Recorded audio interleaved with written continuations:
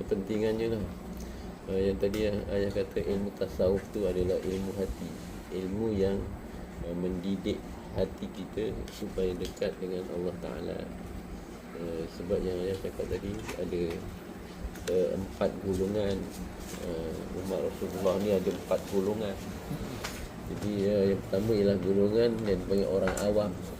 Orang awam ni bangun tidur je, dia terus fikir nak pergi kerja kan, ataupun dia nak pergi sekolah, nak pergi kerja kan.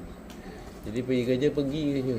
Dia sebenarnya dia tak mempelajari ilmu fardu ain. Sebab kalau kerja tu kerja yang baik untuk mencari nafkah dengan niat kerana Allah Ta'ala, sepanjang kerja tu dia dapat pahala. Dia macam ibadat. Kalau pergi kerja tak apa-apa, tak ada niat apa-apa, oh ini hujung bulan dapat gaji, dan gaji kita nak bayar kereta, kalau gaji naik boleh beli kereta yang lagi yang canggih kan. Itu orang awam lah. Dia cuma untuk memikirkan kesenangan dunia. Dia kurang ataupun dia tak berapa tahu tentang kesenangan akhirat. Dia tak fikir. Sebab itu yang dikatakan orang yang bijaksana ialah orang yang sentiasa memikirkan tentang akhirat. Sebab hidup ni bukannya lama. Kalau umur dah 40 tahun, kalau ikut purata, tinggal 20 tahun lagi hidup. Macam Rasulullah kata lah, tinggal 20 tahun. 20 ke 25 lah.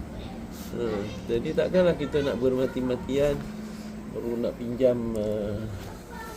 itu, pinjam ini sebab nak hidup senang. Kadang-kadang selalunya orang dah menjelang pencen tu, baru dia dapat semua, buat rumah besar dan sebagainya, akan duduk 2-3 tahun habis. Masa singkat, jalan. Masa memang sangat singkat. Jadi bila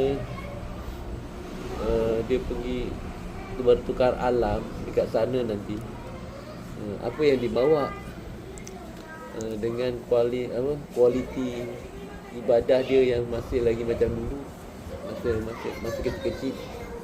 Jadi buku Asal Fardu Ain ni kita sebenarnya dah belajar semua macam mana cara solat kan.